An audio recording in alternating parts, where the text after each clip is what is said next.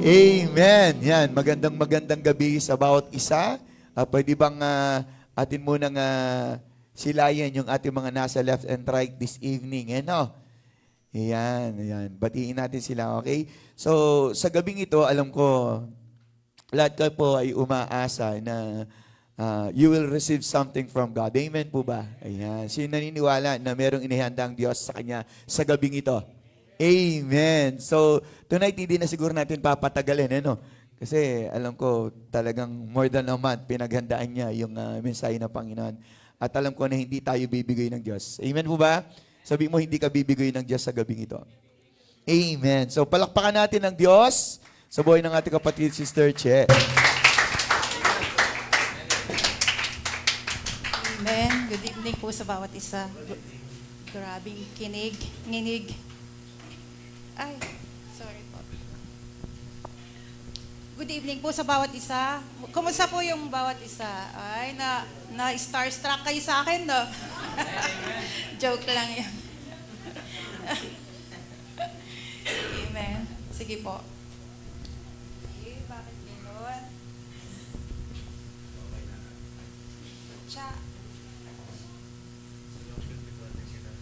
Alam niyo, sabihin niyo sa katabi mo, makinig kayo. Mahirap mag-meditate. Ayun po. Praise God po sa buhay ng bawat isa na narito, na nagkaloob ng oras na makinig ng Word of God. Alam niyo, ang tagal bago umikot yung schedule sa midweek service. Noon pa sa Kalibot-bot, parang nakakapanibago pag tumayo ka ulit dito. Pwede bang every Sunday na susunod? Tinanong ko po nagtanong si Madam sa akin, si Madam Cha, ano daw yung mas, bago siya mag-preach nung 2 weeks ago, ano daw yung mas mahirap, ang magsimula o ang magtapos? Sabi ko naman, para sa akin, mas mahirap yung mag-umpisa. Sa pananaw ko, mahirap yung mag-umpisa. Di ba mahirap mag-umpisa, magbuo ng pamilya? Mahirap mag-umpisa, magpasimula ng, kunwari sa trabaho, di ba nangangapa ka pag bago ka sa trabaho? Tapos, pag nagtayo ka ng business, di ba, hindi mo naman kaagad alam paano mo paikutin yung business. Yun po, para sa akin, mahirap yung mag-umpisa. Parang tulad po nito, nung itinayo yung church, nung mag-umpisa, hindi po madali na mag-umpisa ng church. Tapos mag-pioneer ka pa, kaya kung may nangangarap po kayong mag-pioneer, mag-umpisa ng church, huwag nyo na pong ituloy. Mamumuti po yung buhok nyo, katulad ni Pastor. Gusto nyo pong mamumuti yung buhok nyo, pati balbas. Yun po.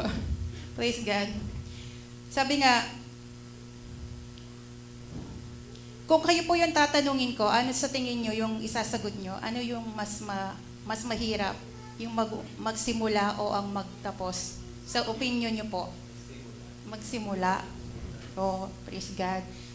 Hindi ko po kayo matatanong isa-isa eh. Kung pwede nga lang tanungin kayo isa-isa para matapos na ako dito. Yun.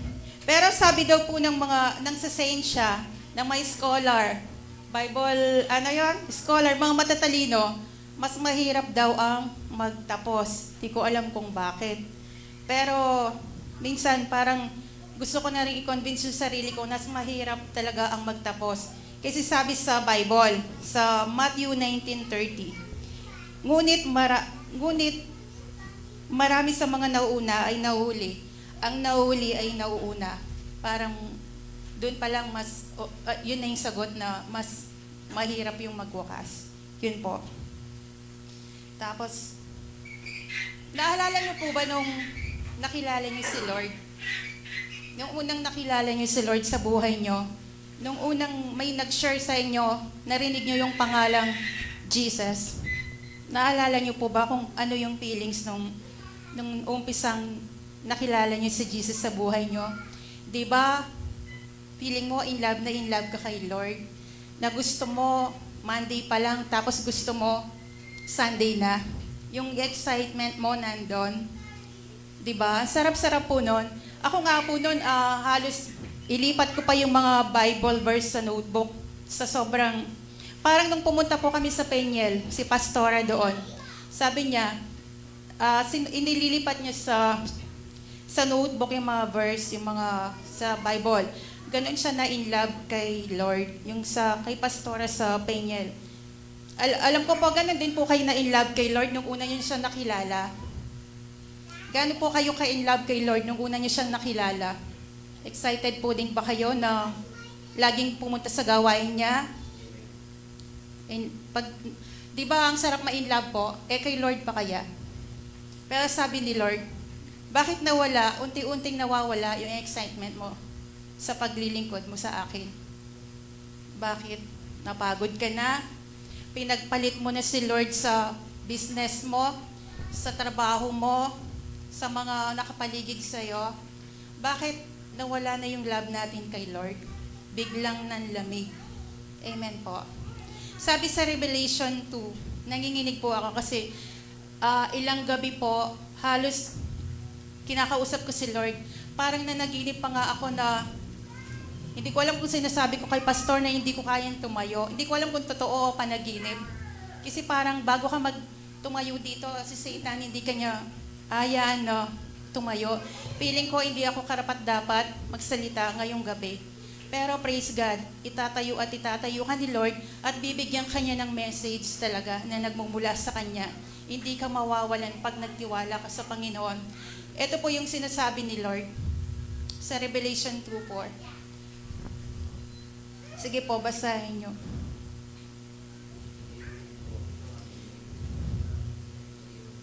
Pakilakas po, kasi sabi ni Lord po sa atin yan eh.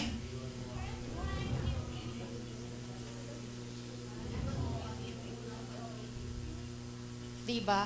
Ang hirap po pag narinig mo sa isang Diyos na sasabihin niya, hindi mo na ako mahal. Pero bago po ang lahat, tayo po'y muling manalangin. Hallelujah. Yes, oh God. Lord, nagpapakumbaba kami sa iyong harapan, Panginoon. Buksan mo, Panginoon, ang aming puso, ang aming isipan. Gawin mo kaming karapat-dapat sa iyong harapan sa gabing ito, Panginoon. At salamat sa opportunity na ma-share yung salita mo, Panginoon. Ang gusto mong pasabi sa mga anak mo sa oras nito, O God. Linisin mo ang aming puso, O God. Gawin mo kaming karapat-dapat sa iyong harapan, Panginoon. Nagpapakumbaba kami, nagsusumamo sa iyong harapan, O God. Walang ibang maitaas sa lugar na ito, kundi ang ngalan mo, Jesus. Hallelujah. Puspusin mo, Panginoon, ng iyong banal na Espiritu, O God. Ipakababa mo kami sa iyong harapan, Panginoon, na mapahayag namin ng maayos, O God. Bigyan mo po ako ng karunungan na nagmumula sa iyo, Panginoon. Lakas ng loob, O God, na nagmumula sa iyo, O God. Salamat sa iyo, Panginoon. Salamat sa iyong makapangyarihang salita, sa makapangyarihang pangalan mo, Jesus. Amen. Ito po yung pamagat na binigay ni Lord. Sabi niya, di ba sabi niya kanina, nanlalamig na kayo? Kaya ano po yung dapat nating gawin kung pag narinig mo sa Diyos yung ganong salita? Sabi po nang binigay ni Lord sa akin, go back to your calling. Bumalik ka sa panawagan ng Diyos. Sabi sa Revelation 2:5, pakibasa po.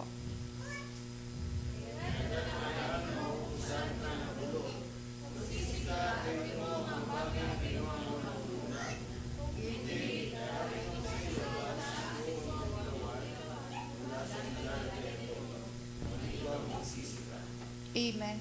Sabi nga, maraming different kind of calling.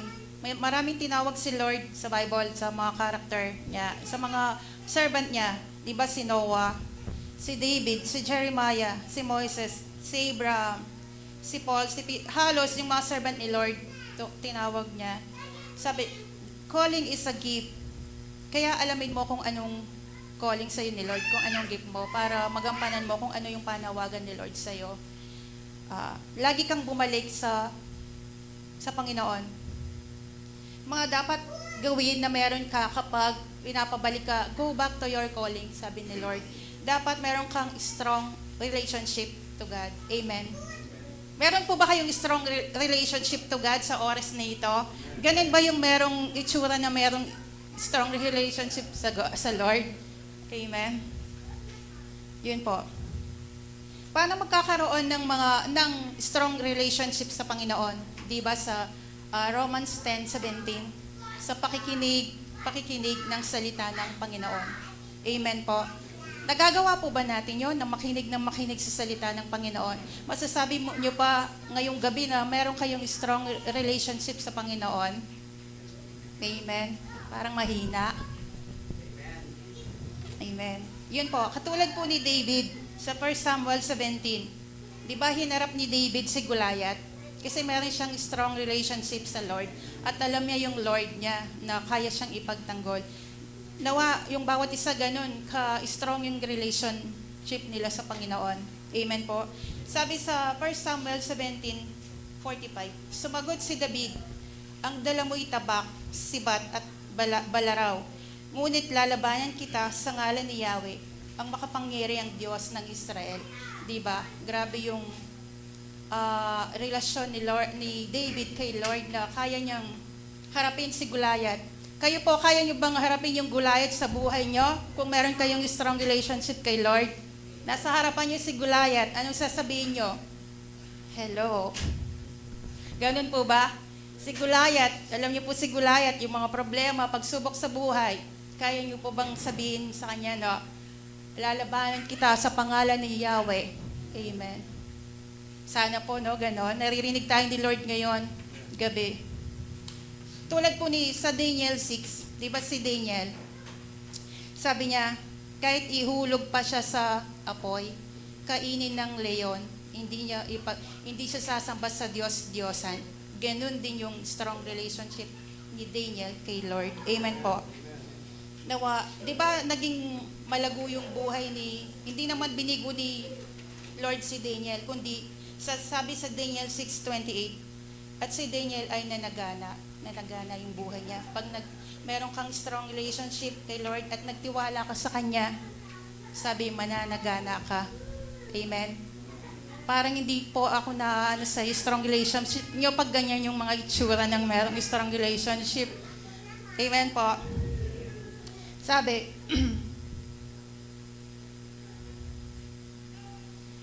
asan na? Nawala. Sorry po Alam po ng mga tumatayo dito kung paano kasarap tumayo sa mag-share ng Word of God. Na bawat isa, in-encourage ko na tumayo dito para alam nyo yung nararamdaman na hindi namang nginig na nginig. Amen po. Saan na yung number 2? Alam nyo po, mas po ako kay Charis lamang kasi siya tinatype niya. Ako sulat kamay. Sabi niya, pang type kita. Huwag na kasi mababasa mo. Ayun, go back to your calling, sabi sa number 2. Babalik ka kay Lord ng love, meron kang love and commit. Amen po. Sabi ni Lord, bumalik ka. Di ba sabi niya sa Revelation 2:4 na nanlamig ka na sa akin? Ngayon, ibalik po natin yung init ng pag-ibig natin kay Lord. Kaya po ba natin ibalik yung init ng pag-ibig natin kay Lord? With commit, kaya po natin i-commit yung oras natin, yung buhay natin kay Lord? Talaga. Sige po. Hindi po madaling mag-commit kay Lord. Sa totoo lang. Di ba sa Bible meron dito? Si Moises, di ba tinatawag din siya ni Lord? Hindi siya kaagad oo, kasi sabi niya, marami siyang mga reason. Sabi niya, utal siya. Marami pang mga dahilan. Maraming tinawag si Lord tulad ni David, sabi niya bata pa siya. Bata pa siya. Ay si Jeremiah, tinawag din ni Lord, sabi niya bata pa din siya. Ibig sabihin, kasi pag love mo yung isang tao, kaya mong i-commit yung buhay mo, di ba? Nawa, pag mahal mo, madali ka lang makapag-commit, madali mo lang magawa yon. Pero bakit hindi natin kayang i-commit yung time natin kay Lord? Kung tutuusin, sabi nga, alam ni Lord kung sino yung totoong nagko-commit sa Kanya. Alam ni Lord kung sino yung totoong nagmamahal sa Kanya. Sino po yung nagmamahal kay Lord dito? Alam ko, sasabihin nyo, Amen. Sino po yung totoong nagko-commit kay Lord? Amen po. Paano ba yung mag-commit? Di ba nga dito sa church, kakonti na nga lang ng activity natin dito Hindi pa natin kayang i-commit yung sarili natin. Kung totoosin, yung pinaka-activity lang natin dito, midweek, yan. Halos tayo din yung mga mukha nakikita. Tapos ano pa ba? Visitation. Yun lang po yung mga halos tapos discipleship, Sunday worship. Pag ba nag-commit ka, masasabi mong nag-commit ka, paano mo masasabing magko-commit ka hindi ka naman nakakasama sa mga activities sa church. Amen po. Nawa, bigyan po natin ng time. Ibalik po natin yung love natin kay Lord. Kasi alam ko, maraming busy. Busy tayo sa gawain ngayon. Pero wag na po nating hintayin na dumating yung araw na pagsisisihan natin na hindi na tayo nakapag-commit kay Lord. Hindi tayo nakapaglingkod ng totoo sa Kanya. Nawa, hindi po darating yung time na yun na pag gusto mo nang mag-commit, wala na. Wala ng oras, huli na. Lalong-lalo na po sa panahon ngayon, ang daming kaagaw ni Lord sa buhay ng bawat isa. Nag-uusap nga kami ni Pastor, parang sabi namin, parang ang tamad-tamad na ng mga tao ngayon. Parang gusto na lang nila mag-cellphone, humiga, matulog, or nasa mall, nagpapalamig. Parang wala na silang gana parang wala na silang plano na mag-commit kay Lord. Nawa hindi po tayo kasali doon. Alam ko, sikapin po natin, hindi po madali, sabi nga, pero hanggat hindi mo tinatry, hindi mo malalaman na kaya mo. Amen po. Nawa, ang bawat isa na magbigay po tayo ng time kay Lord para, sabi nga ni Lord, nagdaramdam na siya, naglalamig na tayo sa Kanya. Ipakita po natin kay Lord na yung love, yung init ng love natin uli sa Panginoon. Ibalik po natin kung paano natin siya unang inibig. Kaya pa po ba yun? Yung excitement ng paano mo siya unang nakilala si Lord? Paano ka naging in love sa Kanya? Kaya po ba natin bumalik ng with love and commit yung buhay natin? Kaya natin i-commit kay Lord? Amen po? Praise God. O yung hindi nag-amen, hindi kaya mag-commit? Kaya po hindi. Yun po nangako po kayo sa Lord.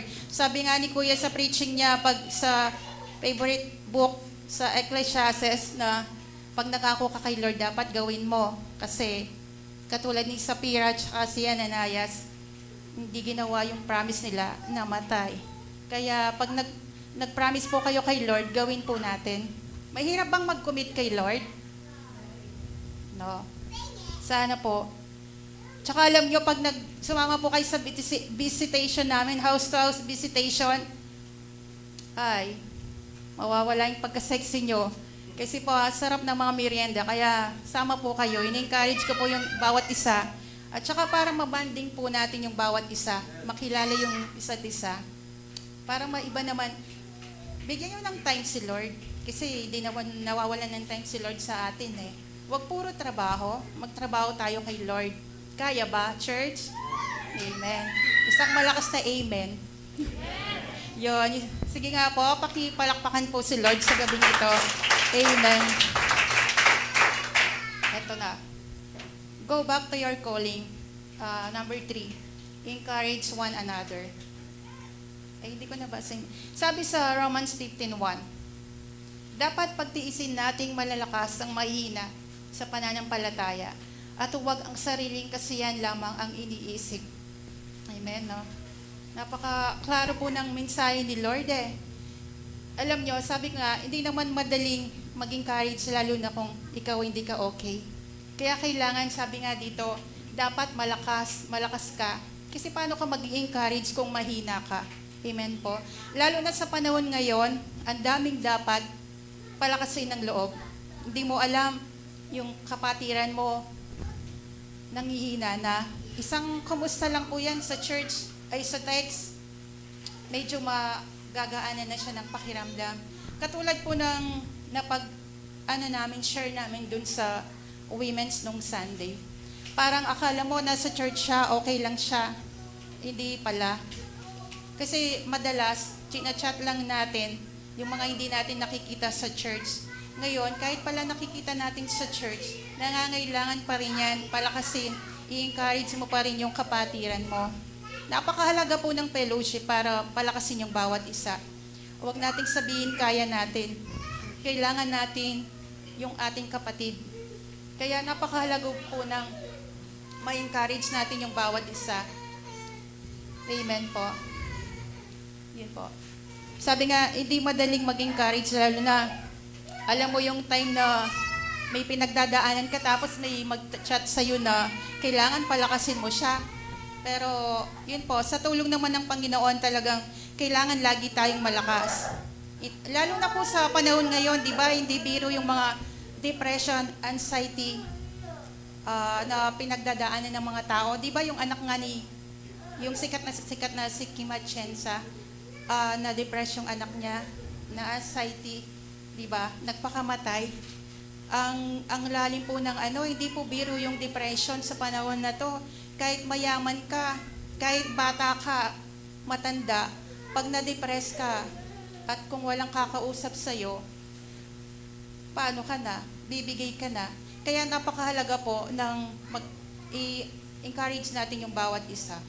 Amen po. Kumustahin mo yung kasister mo. Kaya po praise God sa buhay sa women's, kahit paano nakakapag-open up po yung bawat isa. Parang iba po kasi pag may fellowship ka, napapalakas mo yung bawat isa. Amen po. Yun po. Sabi sa Romans 15:2, bigyan natin ng kasiyahan ng ating kapwa kung ikakabuti niya upang lumakas ang kanyang pananampalataya. Amen. Kailangan talaga lagi tayong malakas para lagi nating ma-encourage yung bawat isa. Amen po. Parang okay pa kayo makikinig sa akin. Last na po ito. Sabi sa conclusion, ibabalik ko lang po yung tanong kanina. Ano yung mas mahirap? Ang mag-umpisa o ang magsimula o ang magwakas? Sabi sa Revelation 22:13, di ba? Sabi ni Lord, ako ang Alpha at ang Omega, ang una at ang huli, ang simula at ang wakas. Amen? Ibig sabihin, pag pinasimulan ni Lord yung buhay mo, siya din yung magtatapos. Kaya kailangan ipasimula natin kay Lord yung buhay natin. Kaya ngayon, napagtanto ko, walang mahirap magsimula at magtapos pag pinagkatiwala mo kay Lord yung buhay mo. Amen po. Salamat po sa bawat isa at magandang gabi. God bless you po.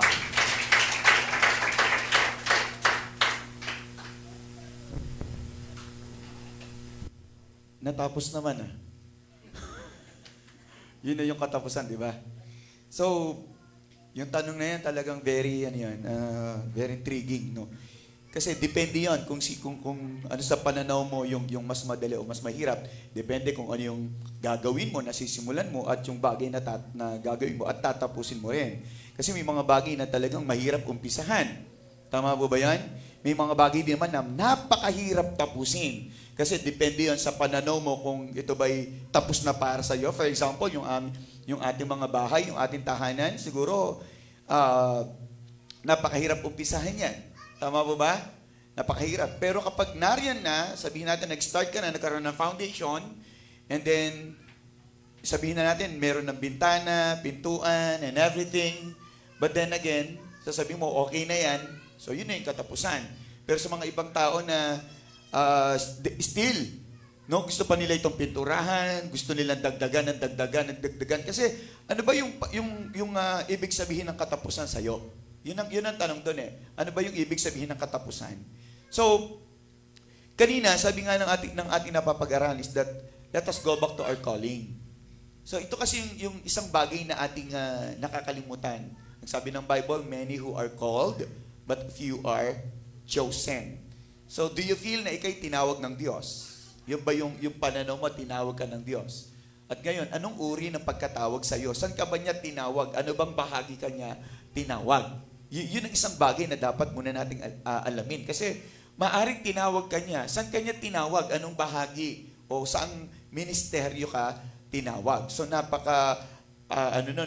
napakalawak. But then again, ang pinag-uusapan nga rito is that whatever ministry, kung saan ka man niya tinawag, still we must go back to that calling.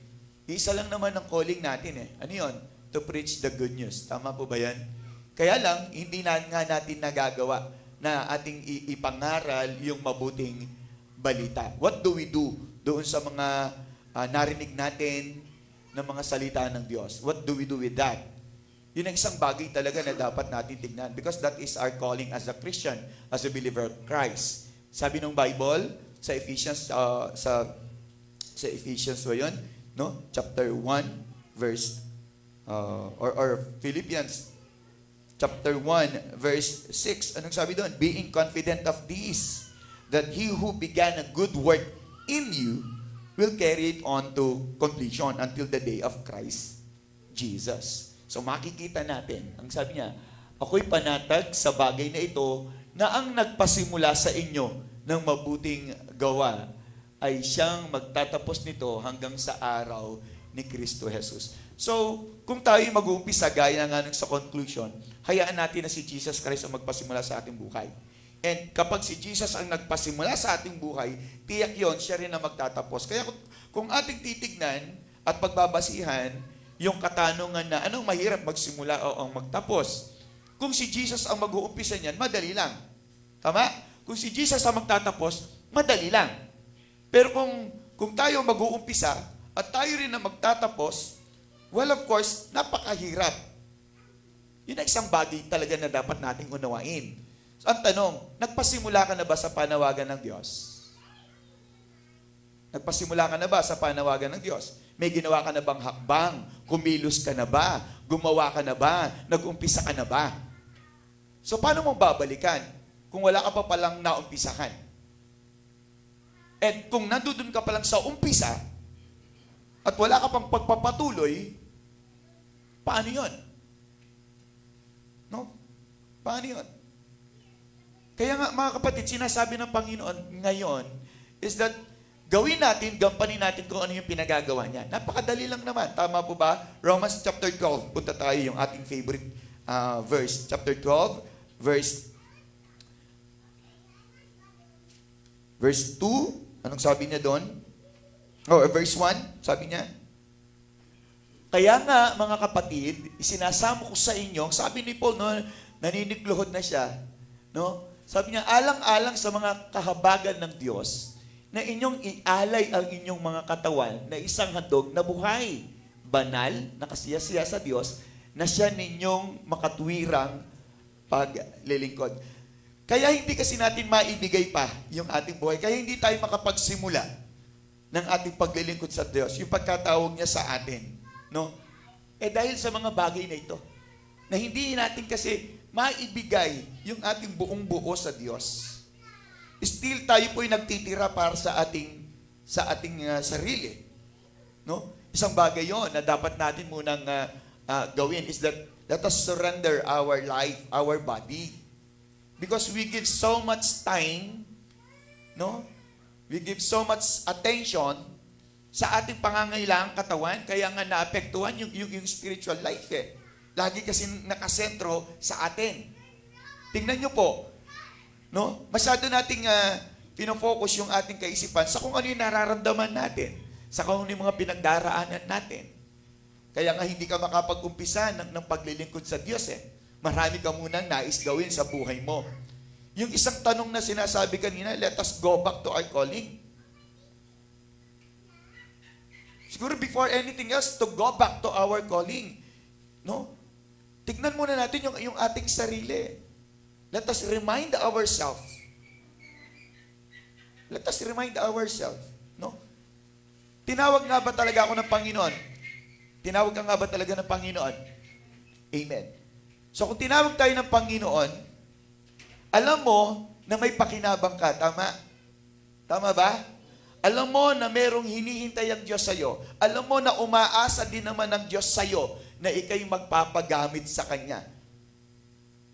Tayo pinagkatiwala ng Panginoon ng munting gawain. Imagine the church. Napakaliit lang naman na pinagkatiwala sa atin ng Diyos na gawain. Tama po ba?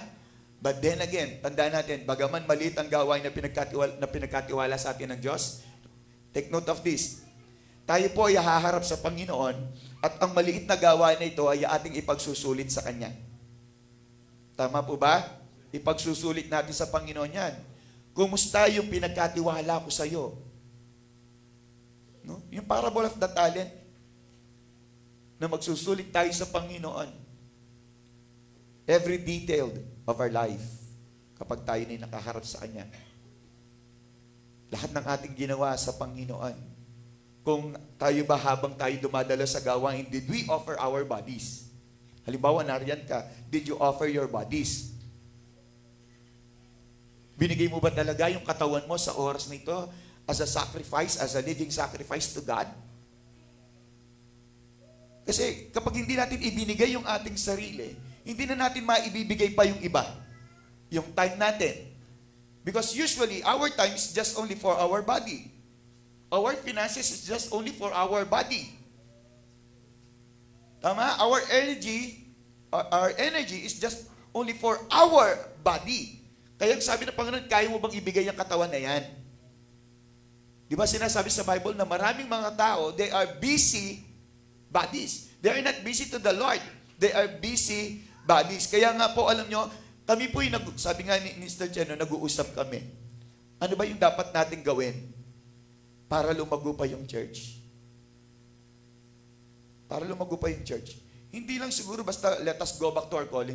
Let us begin the call of God or yung sa calling kung saan tayo tinatawag ng Lord or kung saan niya tayo tinawag. No, tandaan natin, tayo po yung naglilingkod sa Diyos. Hindi tayo naglilingkod sa kanino pa mang tao. Nakanyo po ba, hindi tayo kontrolado ng kung sino-sino lang. Na kapag sinabing, huwag kang munang dumalo, hindi ka dadalo, no, huwag ka munang magpagamit.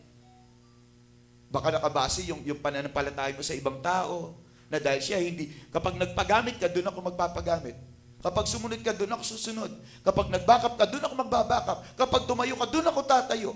Para bang sa kanya nakasalalay. Kaya nga kapag siya ay hindi naligtas, ikaw din, ganoon din.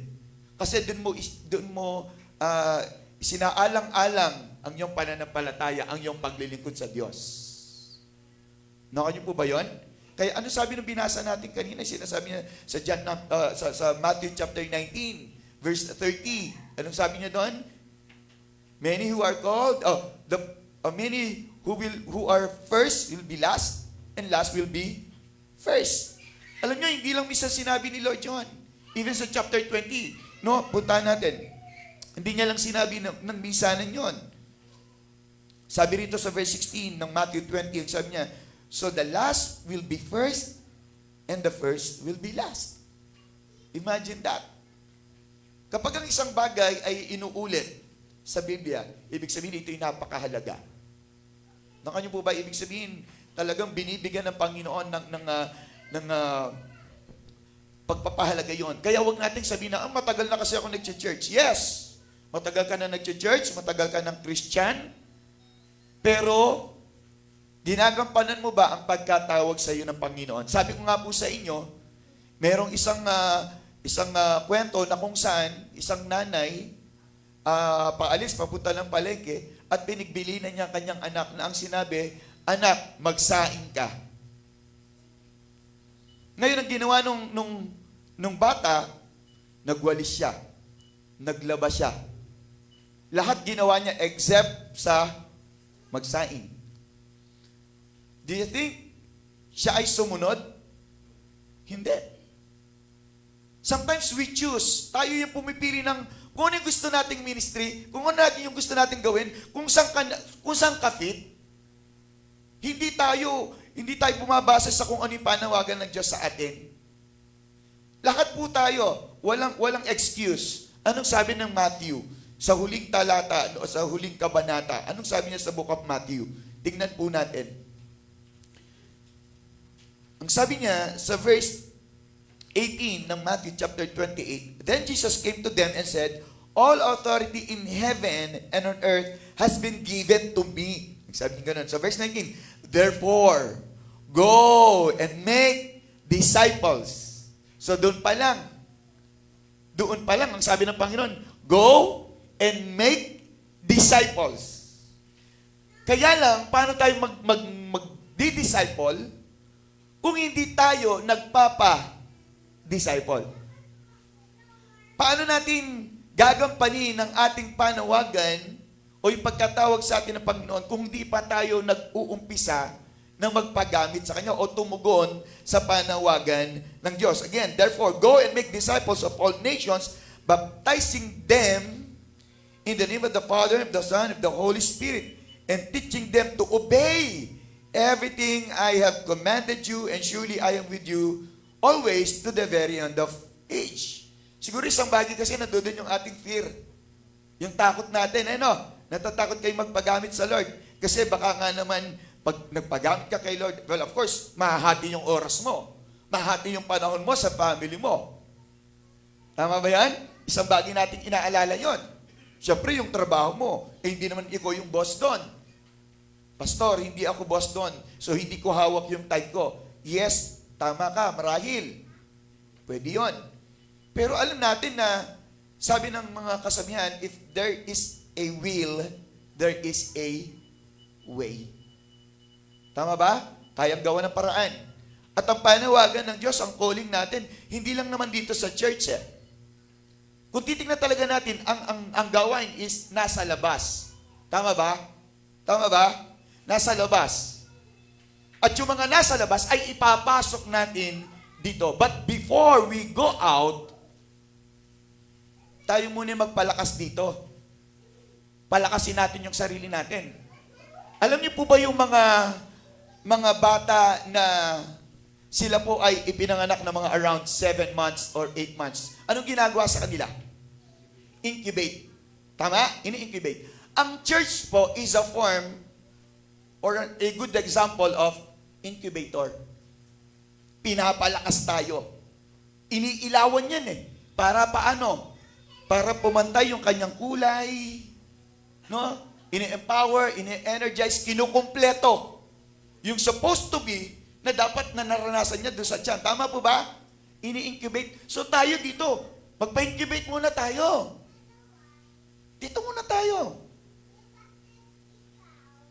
Nakuha niyo po ba, church? So, yun ang dapat nating isipin. Alam niyo, sabi ko kay Brother Edward kagabi, nung kami po ay papunta sa visitation. Brother, pakidalan mo nga ako ng trucks.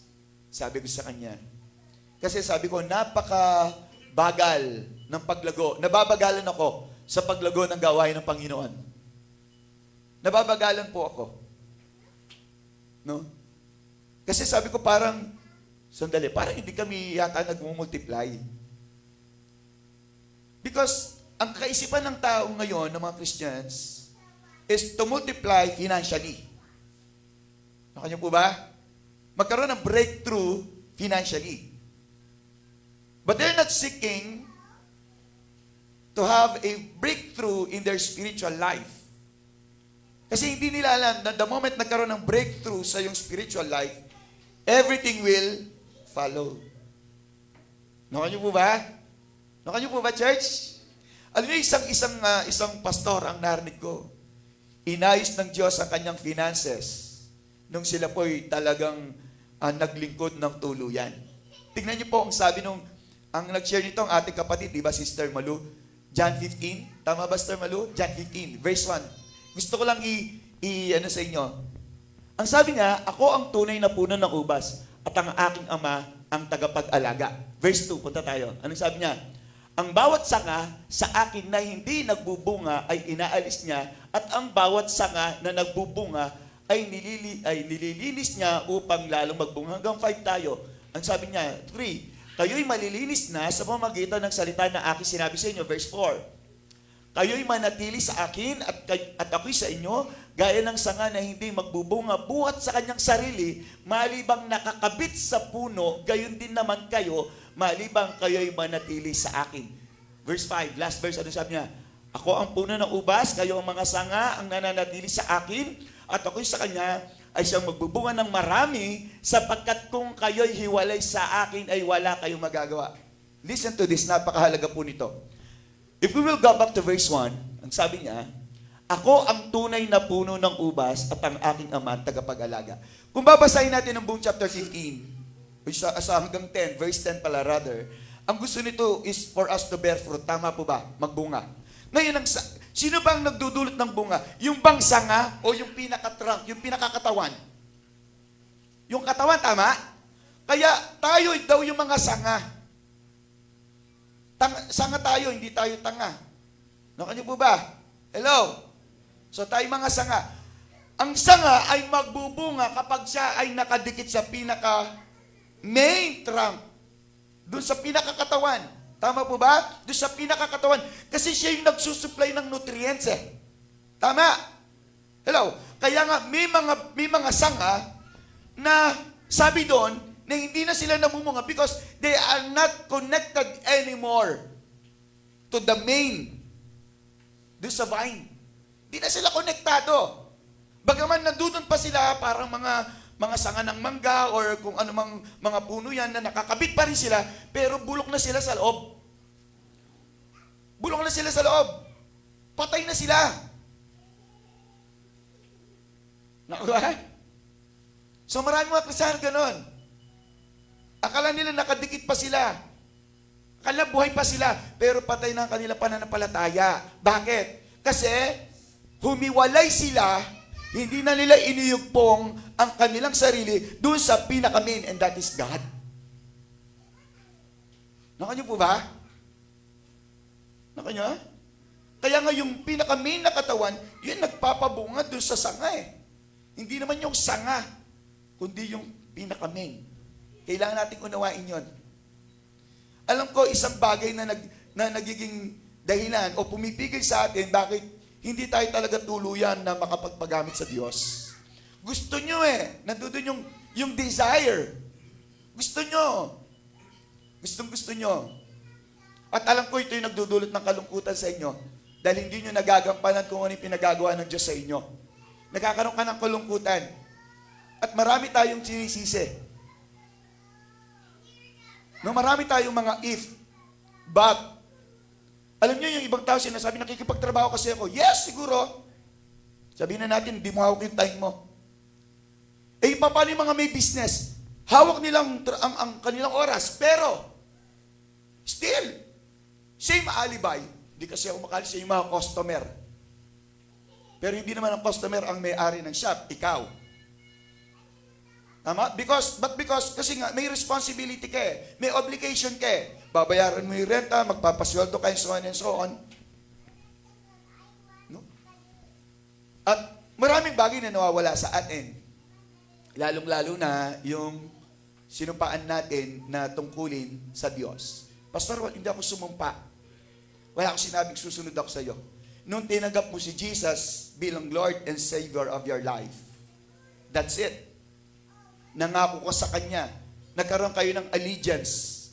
Tayo, kumonekta tayo kay Lord, pinasailalim na natin yung ating buhay sa Kanya.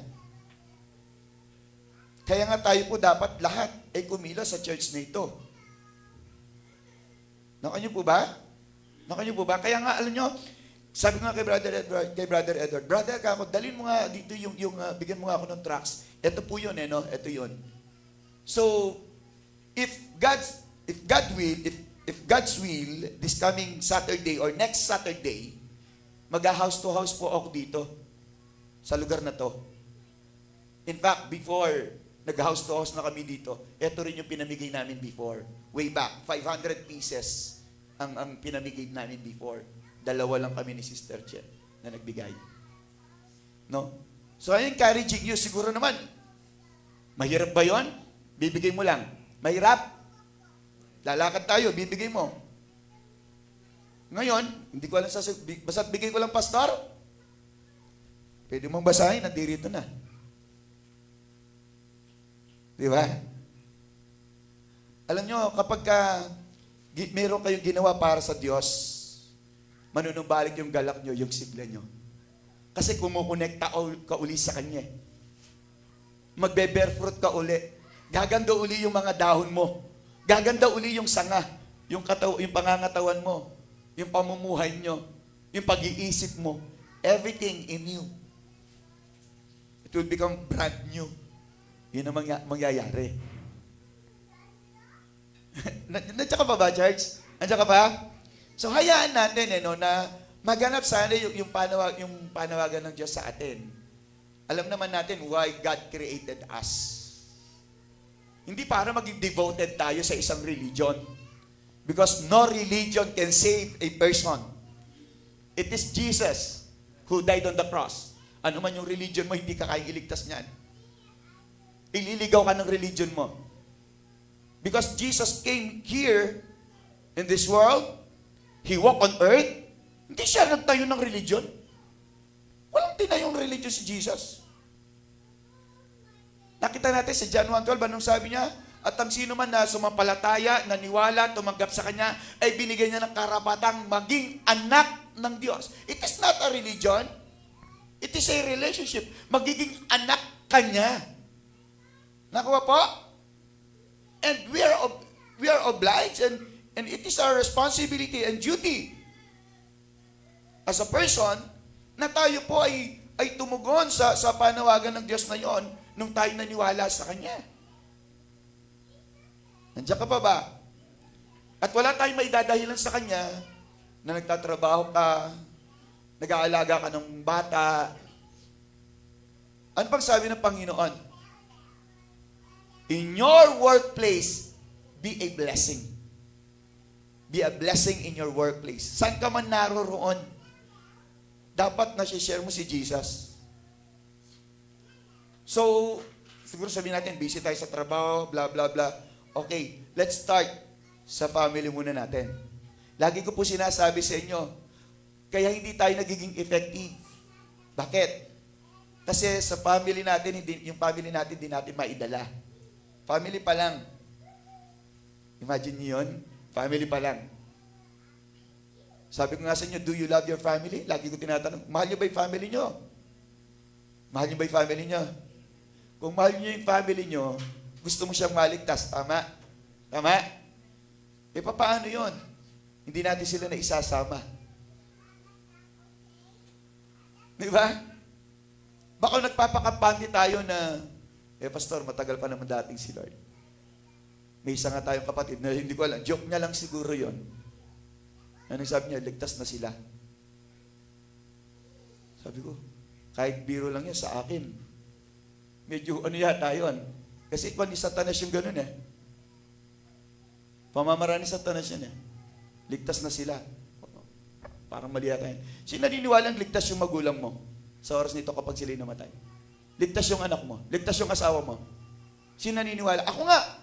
One time, di ba, sabi ko sa inyo, nag-usap kami ni Sister Che, nasa kama kami. Ako hindi ko hawak yung kaligtasan ng mga anak mo. Hindi ko alam. Hindi ko hawak yung kung paano sila, kung darating man si Lord. Kasi kahit yung kay Che, hindi ko hawak eh. Kasi ang kaligtasan, kanya-kanya yan eh. Hindi ka naman ililigtas kung bahagi ka ng isang gawain na ganito, ng isang relihiyon na hindi ganun eh. Sana ko ganun lang kadali. Pero hindi eh. Alam niyo ba may lumalabas ngayon, itong si Pope Leo the Sixth, yung bagong pumalit na Pope ngayon. Yung Pope ngayon. Or Pope Leo the Fourth yata or the Sixth. Kasi ini-implicate nitong mga ibang Catholic. Sorry to say that word, that religion.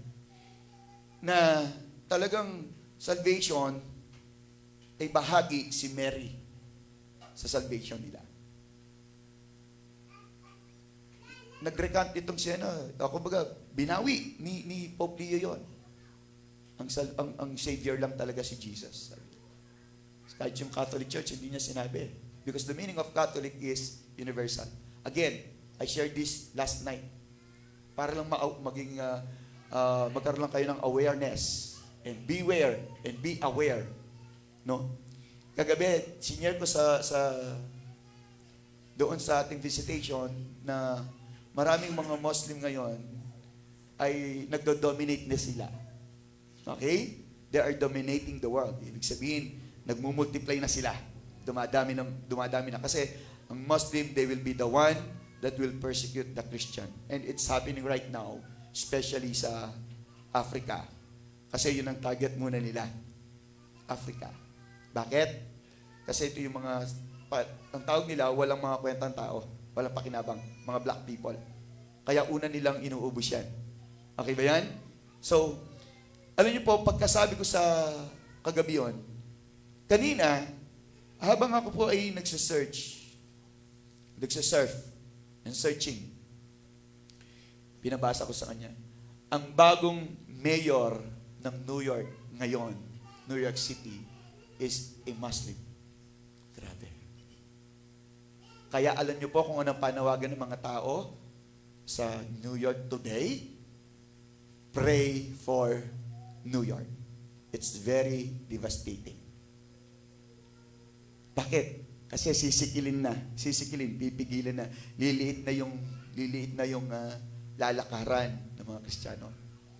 At kanina, medyo na-alarma ako, kaya nga sabi ko, after I preached the part 2 ng ating message last Sunday, babalik po ako doon sa preaching about eschatology, yung study of the end times, para magising naman tayo. Remember, di ba before, yung mga sineshare ako noon, and that was 10 years, 13 years ago, and now it's happening about yung Bitcoin. I don't know kung narinig nyo yun. Yung cryptocurrency, that's way back nung senior ko sa inyo yun. And now it's happening. Now it's happening. So makita natin, no, na tingnan natin, madatnan tayo sana ng Panginoon na kumikilos tayo, na gumagawa tayo. I'm not saying stop working sa secular job nyo. Hindi ko sinabi yun na itigilan nyo yung secular, mag-resign kayo or what. Wala akong sinasabing ganon. What I'm saying is that let us strive.